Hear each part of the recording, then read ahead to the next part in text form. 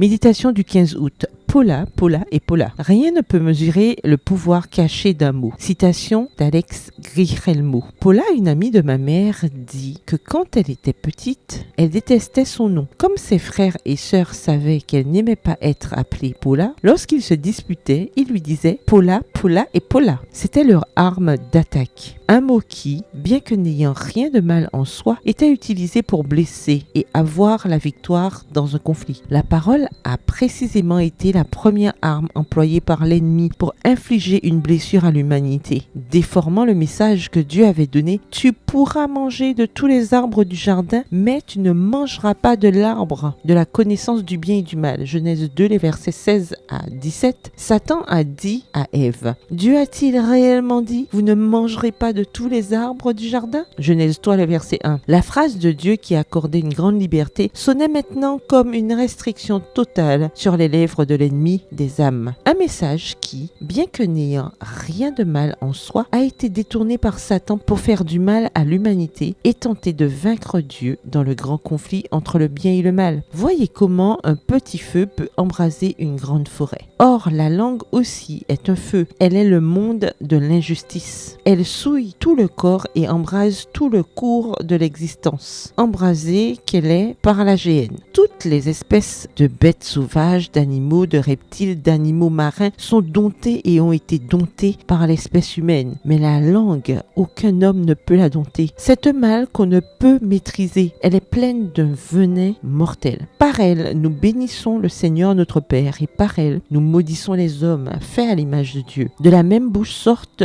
la bénédiction et la malédiction. Il ne faut pas, mes frères, qu'il en soit ainsi. Jacques 3, les versets 5 à 10. Et vous, comment utilisez-vous cette arme puissante appelée la parole? Quel type de message sort de votre bouche? Chaque jour, nous devons prendre des décisions morales à ce sujet. Ce matin, je vous fais une proposition tirée de l'écrivain Francis Scott Fitzgerald.